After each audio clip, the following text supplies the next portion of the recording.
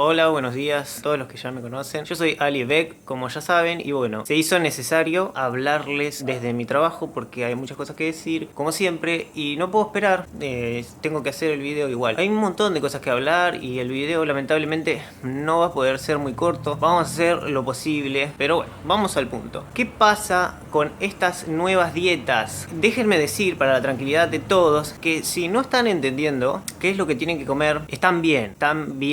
O sea, realmente este es un momento para no entender un carajo, porque los profesionales están diciendo cosas que son contradictorias a la hora de interpretar estudios incluso. No solo estamos hablando de puntos de vista, sino de puntos de vista basados en estudios, ¿sí? Entonces ahí es donde se vuelve más complejo, donde las posiciones como siempre están confrontadas, pero parece haber una imposibilidad de aunar estos criterios tan separados, tan disímiles. Entonces, bueno, vamos a tratar de hacer precisamente eso, la tarea que a mí siempre me ocupa, de sintetizar, de tratar de unir esto, porque como siempre digo, la realidad es una. ¿Cuál es el tema más importante de estos tiempos? Bueno, la insulinoresistencia. ¿Por qué cobra tan alto interés ahora esto? Porque las enfermedades crónicas han sido desde hace 100 años o más, o sea, desde el último siglo en adelante, el máximo problema de salud pública internacional, porque hay una serie de enfermedades, de epidemias mundiales que hoy nos aquejan, de las que no podemos, digamos, librarnos. ¿Por qué? ¿Qué es lo que está pasando ahí? Bueno, tenemos unas cuantas cosas. Podríamos poner a la cabeza, y acá vamos a estar todos de acuerdo, en que el cáncer es una de ellas. Otra es la hipertensión, los problemas cardiovasculares, la muerte por infarto, etc. Otra, muy importante y que creo que es quizá la piedra angular de todo, es la obesidad. De ahí se desprende la diabetes, porque parece tener una directa relación. Entonces decíamos, la obesidad está directamente relacionada con la diabetes, pero es que en realidad todas las enfermedades están relacionadas con la insulinoresistencia, con este metabolismo patológico. ¿Por qué? Porque donde hay obesidad, en general hay diabetes. Donde hay diabetes, en general hay obesidad. Donde hay diabetes, en general hay una muy mala salud hepática. Donde hay diabetes, en general hay muy mala salud gastrointestinal. Entonces, es más, la condición, digamos, clave para todos estos trastornos, el factor común que los aúna a todos ellos es la acidez. Es decir, no solo por un polo energético hacia lo alcalino o lo ácido, sino y sobre todo la falta de equilibrio en estos dos factores. La falta de homeostasis, que no es otra cosa que el equilibrio en el pH. Entonces, cuando nosotros hablamos precisamente de homeostasis, se vuelve necesario hablar de insulinoresistencia. ¿Por qué? Why is this so important? Porque en realidad la condición ácida crónica del cuerpo siempre tiene que ver con precisamente los ácidos. ¿Cuáles son ellos? Los que se desprenden del metabolismo de nuestros macronutrientes. Es decir, los que se desprenden del metabolismo de las proteínas, de las grasas, de los hidratos de carbono. No hay más. Y bueno, obviamente tenemos que hablar de la incapacidad del cuerpo para lidiar con estas toxinas, ¿no? Entonces, cuando alguno de los filtros corporales no puede lidiar con estas toxinas, tenemos indefectiblemente un metabolismo patológico, ¿sí? Que de hecho, bueno, el metabolismo patológico es la causa, pero también es la consecuencia, ¿no? Entonces, ¿por qué sucede esto? ¿De dónde salen estos ácidos que aquejan nuestros sistemas, que nos llevan hacia la acidez con la que no podemos lidiar? Bueno, miremos un poco qué es lo que estamos comiendo como macronutrientes y por qué se da este metabolismo patológico. Si yo estoy comiendo grasas, ¿eso está mal? Esto es la gran pregunta. Si estoy comiendo carbohidratos, ¿eso está mal? Esta es la gran pregunta. Yo me lo tomo todo con humor y sí, pero en realidad es choto. La gente está confundida y no está feliz. No estamos en un momento feliz. Porque no sabemos qué chota comer, culiados, y es muy importante saberlo. Es preponderante. Hoy se sabe que las enfermedades son consecuencia en gran medida de la alimentación, o sea, del ambiente, del epigenoma, y sin embargo, bueno, no sabemos qué comer. Entonces, díganme ustedes si no es importante. Entonces volvamos al punto. Si alguno de estos filtros está dañado, vamos a tener un nivel de acidez. ¿Cuáles son los filtros corporales? Vamos a nombrarlos, son 3 también, los más importantes. El riñón, los riñones, el hígado, los pulmones. Estos son los 3 más importantes. Y hay otro que puede venir en ayuda de estos cuando no está todo bien, que de hecho es un órgano importantísimo, pero no es, digamos, el primer perjudicado, que es la piel. La piel es el órgano más grande del cuerpo humano, importantísimo. Cuando uno de estos órganos falla, el cuerpo entra en un estado de acidez crónico, porque se acumulan o los ácidos grasos, ¿qué quiere decir? Las grasas oxidadas, cuando comemos grasas que están ya desnaturalizadas, están oxidadas, por ejemplo, algo frito demasiado tiempo, algún aceite que estuvo demasiado tiempo a la luz, o en el aire, o en condiciones, procesado mucho tiempo, entonces no. Otra de las cosas son los carbohidratos. Los carbohidratos pueden acidificar también. Sí, claro. ¿Y por qué? Bueno, porque son absorbidos, o sea, asimilados de una manera demasiado rápida, y esto no es natural. Ese es el tema. ¿De qué estamos hablando? Del alto índice glucémico, que ahora se empezó a usar. Qué bueno, porque eso nos trae mucha luz a esta época de oscuridad. Y el índice glucémico nos habla directamente del índice insulínico, que es decir, cuánto sube la insulina, ese glúcido, ese azúcar, esa harina, que es lo mismo, ese almidón, ¿sí? Entonces, si se absorbe demasiado rápido, como el azúcar de mesa, eso va a acidificar el organismo, va a generar ese metabolismo patológico del que estamos hablando. El ácido carbónico es otro gran problema. Y el tercer problema es derivado del metabolismo de las proteínas. Claro, es el ácido úrico. Cuando nosotros estamos ingiriendo en demasía proteínas, el metabolismo de las mismas genera esta clase de residuos que no son convenientes. Entonces, de cualquier manera que ustedes lo quieran poner, son ácidos. Ácido carbónico, ácido úrico, ácidos grasos. Entonces, bueno, acá me gustaría hacer un paréntesis y hablar directamente a la gente del SCDA, que me parece que ellos dejan de lado los macros, y eso es un tema, pero el único macro que ustedes tienen en cuenta es el azúcar. Sin embargo, tengo que darles la derecha en un aspecto. ¿El cuerpo debe ser amucoso? A ver, yo pienso que el problema no son las mucosas, sino que son las toxinas. De hace mucho tiempo que lo digo yo. Pero las toxinas muévense dentro del cuerpo en forma de grasas, ¿sí? ¿Y cómo salen al exterior? A través de las barreras mucosas. Entonces, lo que ustedes entienden como mucosidad en las heces incrementada no es otra cosa que un HDL alto, ¿sí? O sea, perdón que hable demasiado técnicamente, pero son gente que entiende mucho los del SCDA, gente leída, que le gusta conocer más científicamente estos aspectos, algunos no, pero son lipoproteínas de alta densidad, los famosos colesteroles buenos, y ellos, o sea, el colesterol bueno debe estar elevado, y eso para mí es una verdadera dieta amucosa. El LDL alto, esa es la verdadera dieta amucosa, ¿sí? Cerrando el paréntesis, entonces ya le hablé a la gente del SCDA, que era lo que quería hacer, entre otras cosas, y vamos directamente a esta gente, a los ketogénicos, a los altos en carbohidratos, y vamos a hablarles directamente. Primero,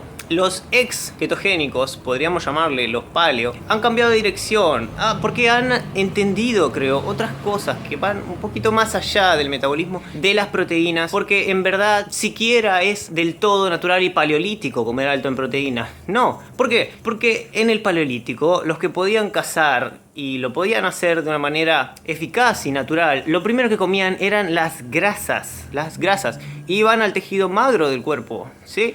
Al tejido graso del cuerpo, porque ahí es donde está la parte más blanda, digamos, la parte más inmediata de energía. Incluso eso contenía algunos hidratos de carbono en el intestino, ¿no es cierto? Los famosos chinchulines. ¿Qué tienen los chinchulines adentro? Sí, entonces eso es lo que comían, mayormente grasas. Ya se habló de esto. Quiero decir acá que una de las principales cuestiones que se está discutiendo en este momento es: ¿las grasas son malas para el cuerpo? ¿Son buenas para el cuerpo? ¿Qué carajo pasa con eso? ¿Y cuál es su relación con la insulina resistencia? Bueno, bien, para todos los culiados que están viendo esto y que están tan confundidos como nosotros, les digo, en principio no.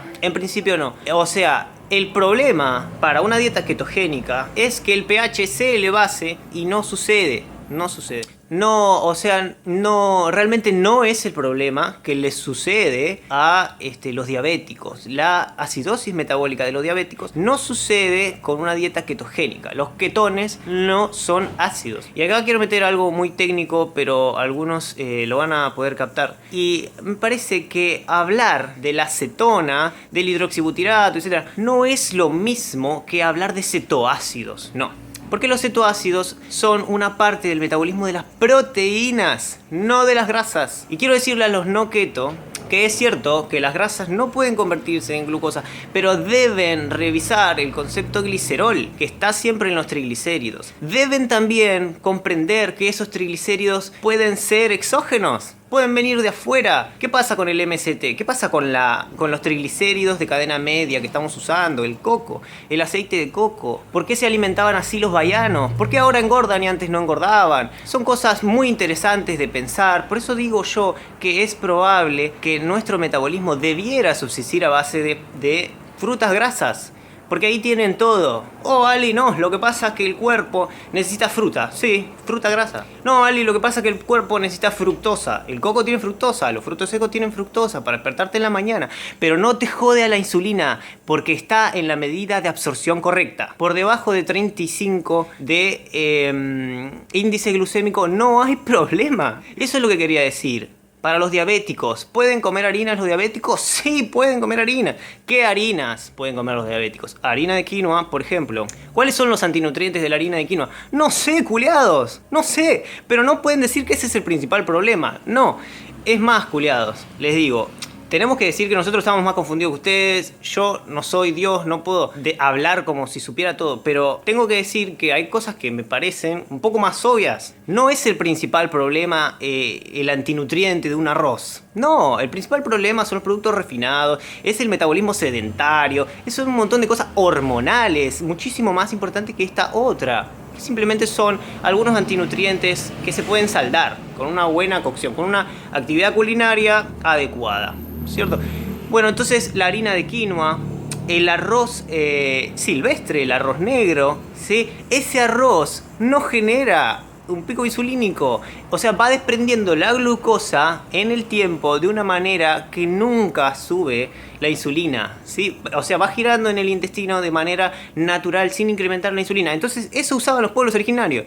El chocolate usaban los pueblos originarios, el chocoatl de México, ¿sí? Usaban también nuestra querida amiga la palta, ¿sí? O sea, miren ustedes de dónde sale esto, ¿sí? El cacahuate también, pero lo que pasa es que ahora, si yo como maní, ¿qué es lo que pasa con el cacahuate? Si como maní hoy, tengo aflatoxina, que me jode el hígado. Tendría que conseguirlo de manera natural, pero no se puede hoy porque hay cosas que no se pueden conseguir en buen estado. Ese es el punto. Ese es el punto, ¿sí? Lo mismo con un montón de cosas. No sé, miel. Tengo que conseguir miel de buena calidad. El impacto glucémico igual es alto de la miel. Pero hay otros dulces que son buenísimos y no son fácilmente conseguibles.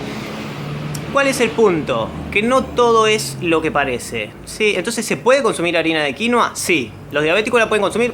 Perfectamente. ¿Pueden consumir harina de arroz? No. ¿Pueden conseguir harina de arroz silvestre? Sí, perfectamente. Pueden comer harina de arroz silvestre. Así es que, bueno, quiero decir para que esto no se haga demasiado largo, que ese es el punto. Mirar un poquito más allá, gente. No se queden encerrados, no se queden con una sola conclusión. Lo que sí sabemos a través del Medical Journal es que las dietas bajas en hidratos de carbono son las que demostraron reducir el peso mucho más eficazmente. También sabemos que hay una grasa intramiocelular, según otros referentes, según Michael Greger, ¿sí? Entonces esto está ahí, pero yo lo que quiero decir es, ¿qué es lo que pensamos sobre esto? Siendo el gran problema de todo, la inflamación. Inflamación. Ese es el gran problema de todo, ¿sí? Y por supuesto, nuestro metabolismo de no movernos. Eso es lo que está cagando la fruta, chicos. Eso, pero es muy evidente, por más confundidos que estemos hoy, por más con información contradictoria, hay cosas que son claras. Inflamación, itis, dermatitis, todo itis porque es inflamación. Entonces, eso es lo que genera que el cuerpo tenga que defenderse. ¿Qué es lo que usa el cuerpo para defenderse? Colesterol. Eso sí lo sabemos. Entonces, cabe pensar que el cuerpo también se está defendiendo a nivel intracelular con grasas. ¿Por qué? Porque están agrediéndolo. ¿Con qué? Probablemente con acidez patológica o con antioxidantes patológicos. Es que hay tanto por hablar, gente que...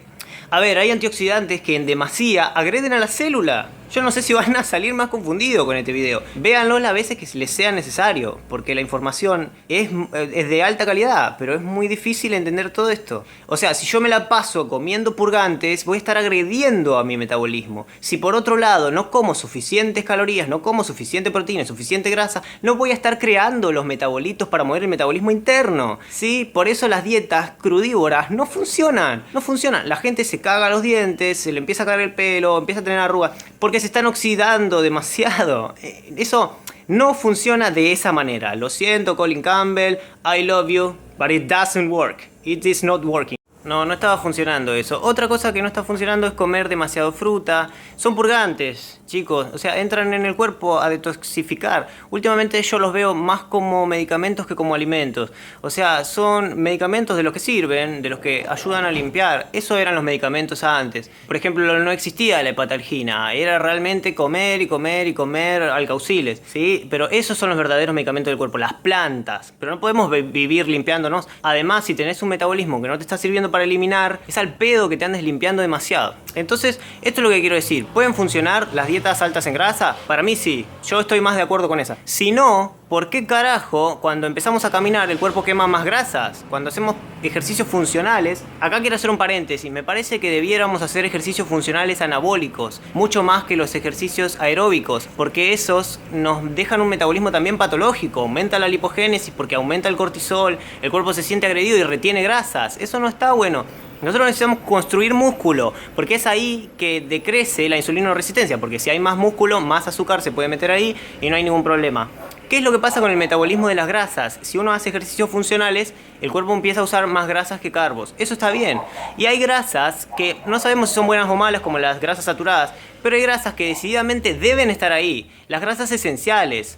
Y hay otra cosa que me gustaría decir, que también, muchas vitaminas entran al cuerpo muchísimo mejor gracias a las grasas. Entonces, no todas las vitaminas son iguales. La D, la E, la K, la A son vitaminas indispensables sin las cuales vamos a caer en enfermedad.